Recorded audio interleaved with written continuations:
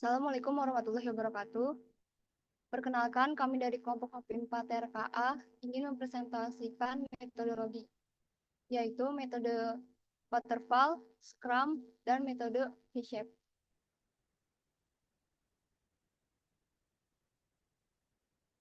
Sini terdiri dari anggota kelompok yaitu Farhan Arya Putra Hendriawan dengan NIM J0404221131. Yang kedua ada Muhammad Taufal Amrullah dengan NIM J0404221133. Yang ketiga ada James Brandogayo dengan NIM J0404221050. Yang keempat saya sendiri yaitu Wagusna Aryani dengan NIM J0404221057. Yang kelima ada Muhammad Ereza Karmita dengan NIM J0404221122. Yang pertama itu ada metode penelitian. Ada metode waterfall, scrum, dan V-shape. Di sini akan dijelaskan dengan metode waterfall, yaitu metodologi yang dilakukan secara berurutan dan tahap selanjutnya dimulai ketika tahap sebelumnya selesai.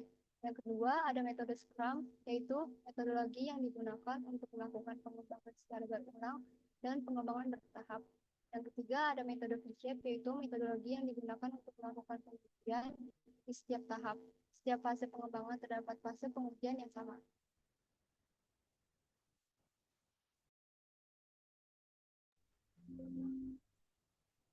Selanjutnya, gambar alur metodologi waterfall. Yang pertama, requirement mengumpulkan kebutuhan dan batasan perangkat lunak melalui wawancara, diskusi, atau survei. Yang kedua, desain. Menyusun desain sistem untuk menentukan kebutuhan perangkat keras atau arsitektur. Yang ketiga, implementation. Mengembangkan sistem dalam unit kecil, mengujinya secara individual, lalu mengintegrasikan. Yang keempat, verifikasi. Menguji sistem untuk memastikan pemenuhan persyaratan melalui unit testing, sistem testing, dan aset testing. Yang terakhir, maintenance. Memelihara perangkat lunak dengan memperbaiki kesalahan setelah implementasi. Kelebihan dan kekurangan metodologi waterfall. Kelebihannya, kualitas sistem terjaga karena pengembangan dilakukan bertahap. Yang kedua, pengembangan fase per fase mengurangi potensi kesalahan. Ketiga, dokumentasi sistem rapih karena sistem fase harus diselesaikan sebelum melanjutkan ke fase berikutnya. Kekurangannya, pengembangan memakan waktu lama dan biaya tinggi.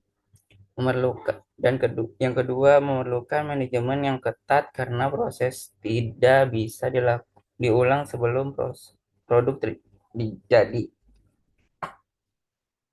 Kesalahan kecil dapat berkembang menjadi masalah besar jika tidak ditemukan sejak awal.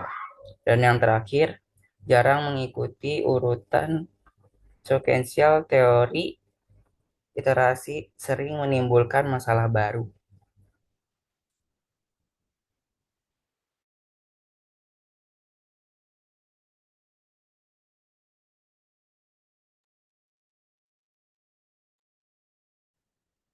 Selanjutnya di sini terdapat gambar alur metodologi Scrum, yang dimana pertama terdapat produk backlog.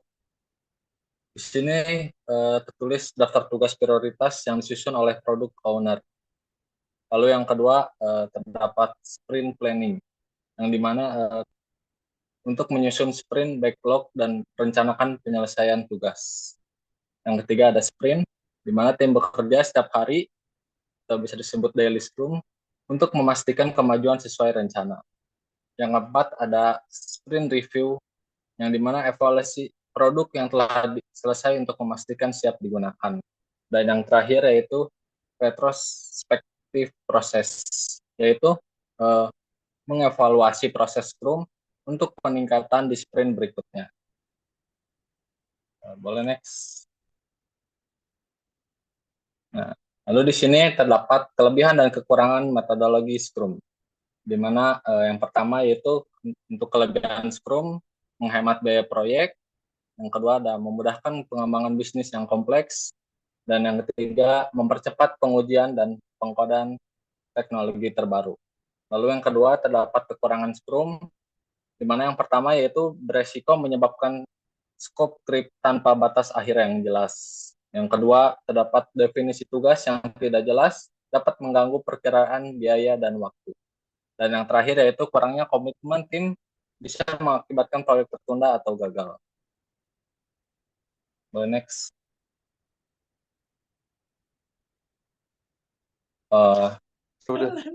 Oke, selanjutnya yaitu gambar alur metodologi dari PISEP.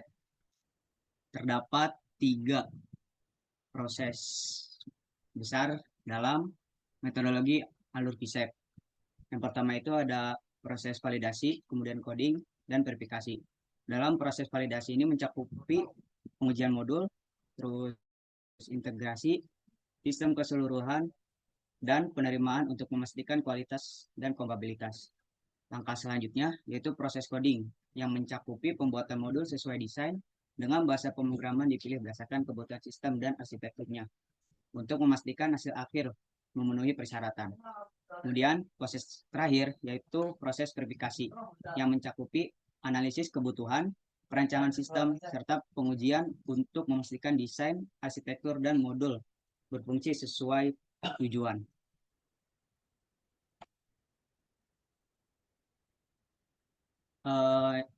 Kelebihan dan kekurangan metodologi dari PISEP. Kelebihan yang pertama yaitu model yang terstruktur. Kemudian yang kedua, setiap fase dapat diimplementasikan dengan dokumen yang detail dari fase sebelumnya. Yang ketiga, aktivitas pengujian dapat dimulai di awal proyek sehingga mengurangi waktu proyek. Kekurangannya, sulit untuk menganalisa risiko, kemudian merupakan model yang hanya bisa digunakan sekali dalam satu proyek, dan terakhir yaitu tidak dapat digunakan untuk melakukan perubahan besar pada requirement. Ya, di sini terdapat kapan metodologi yang telah kita sebutkan sebelumnya itu dapat digunakan. Pertama, metodologi waterfall. Untuk metodologi waterfall, proyek ini memiliki persyaratan yang jelas, tetap, dan tidak berubah. Proyek dengan ruang lingkup yang terdefinisi dan dokumentasi yang lengkap.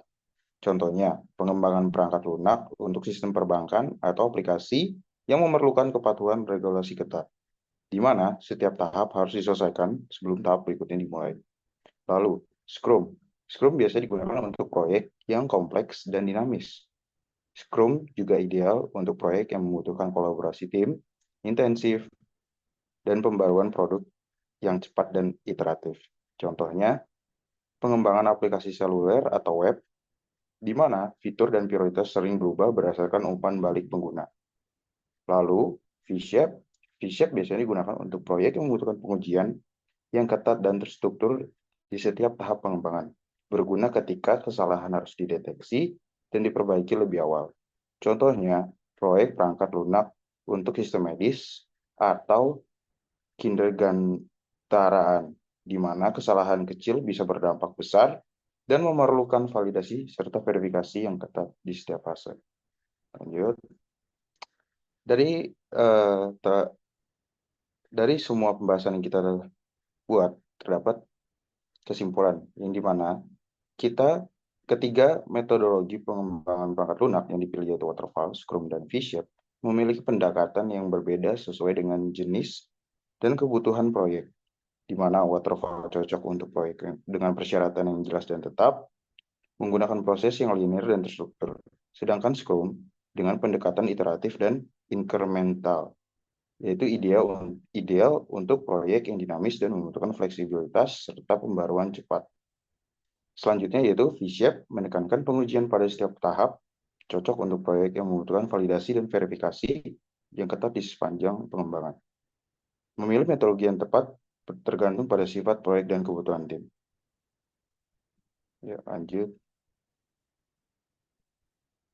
Ya, berikut adalah beberapa referensi yang kita ambil.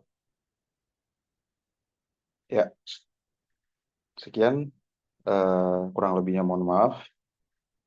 Apabila ada tutur kata yang tidak baik dari kelompok kami atau penyebutan. Biru laut seperti kolam. Ikan paus pandai menyelam. Dari lubuk hati yang paling dalam, saya tutup presentasi dengan salam. Assalamualaikum warahmatullahi wabarakatuh.